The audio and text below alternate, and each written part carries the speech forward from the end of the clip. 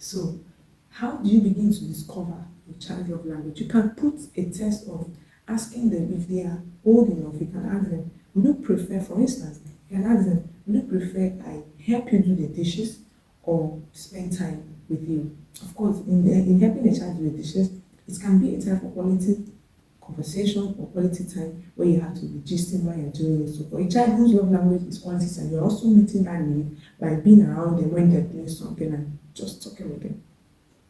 You can also give an instance of, okay, do you want me to get you a gift? Do you want me to get you a new bicycle? Or do you want me to hug you?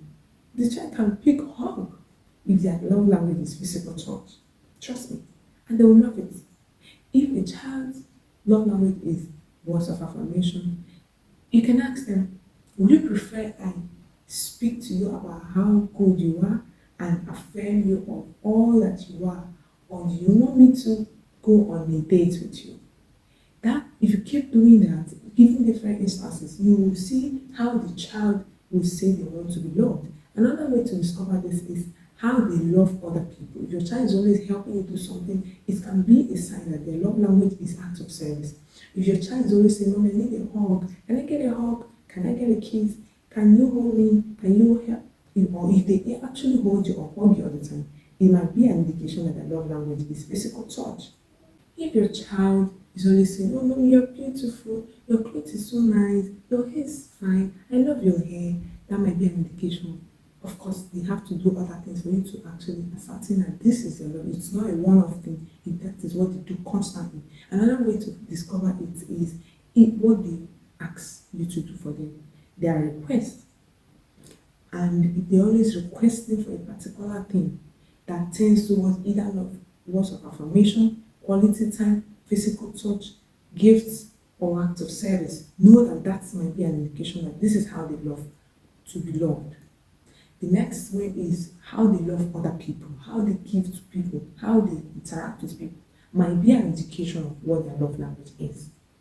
Another way could be what they complain about. Mommy, you never spend time with me. Mommy, you never give me any gifts. Mommy, you never help me. You always just look at me, don't help me. Whatever they complain about all the time might be an indication of their love language.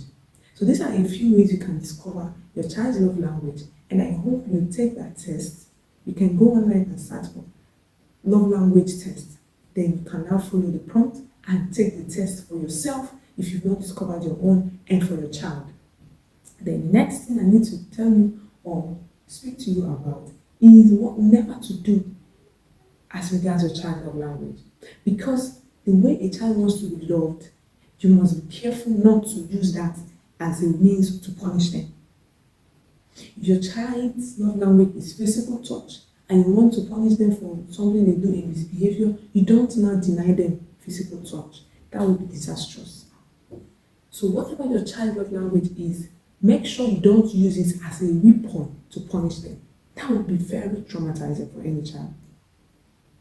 So make sure that your discipline it comes in a loving way so that you don't damage your child's self-image or self-esteem. The next thing not to do is to do a reverse of your child's love language. Maybe the child love language is physical touch and you use hitting, beating them up to actually punish them. You are destroying your child's image. Never do that. Some children might take beating lightly, but those whose love language is physical touch will not find it funny if you hit them. Those whose love language are words of affirmation, those whose love language is words of affirmation will not find it easy to deal with if you use harsh words, if you use hurtful words, if you curse them, they will feel it more than just every other person might. So you want to look at your disciplinary strategies or measures towards your children to be sure you are not destroying them in the midst to correct them.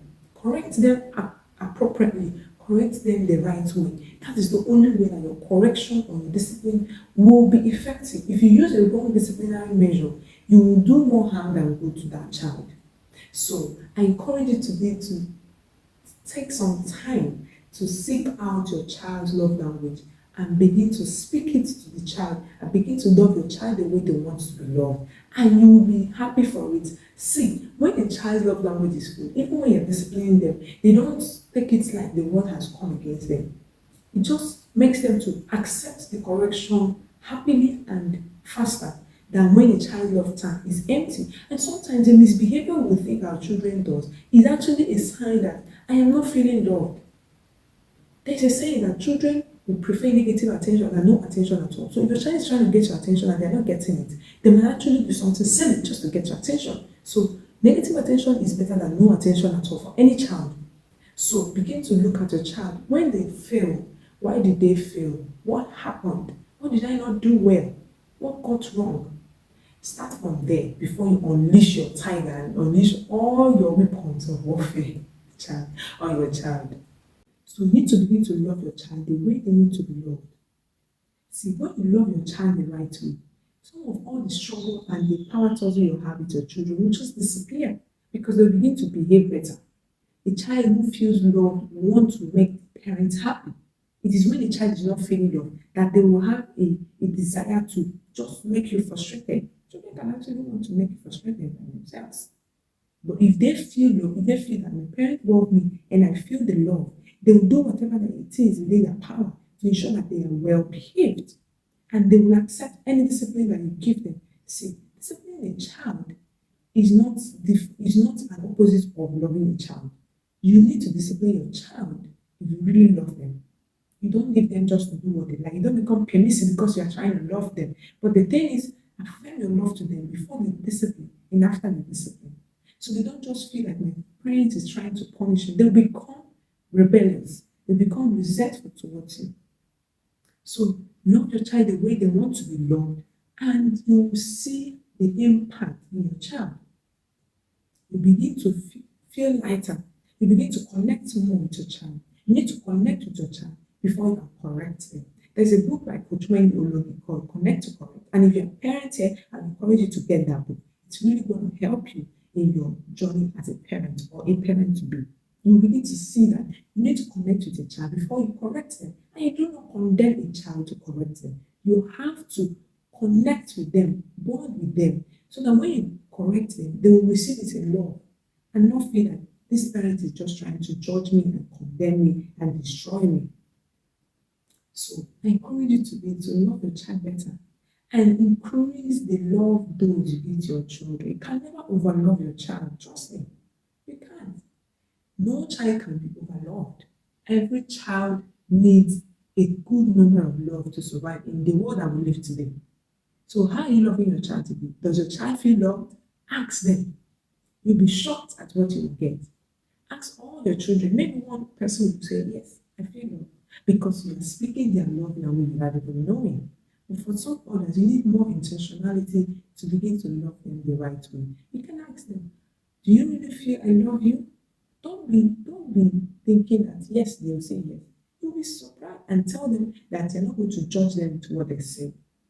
If you let them know that you're not going to judge them to whatever they say, then it's going to help them to open up to you. They might say, I know you love me, but sometimes I don't really feel it. So you now begin to discover their love language. I hope this video helps you today and it's going to help you to discover your child's love language. If you're going to do this, I want you to put in this comment section that you're going to discover your child's love language today. If you want to take the love language test, I'm going to put it in the description of this video and I want you to take it and tell me what you discovered by your love language and that of your child. Is your child really feeling loved? If you answer this question, come back and tell me how it went. And let's see if our children are really feeling loved. Thank you for staying to the end of this video, and I hope you enjoyed and learned some. I'll see you again in the next video. And until then, I love you. Bye for now.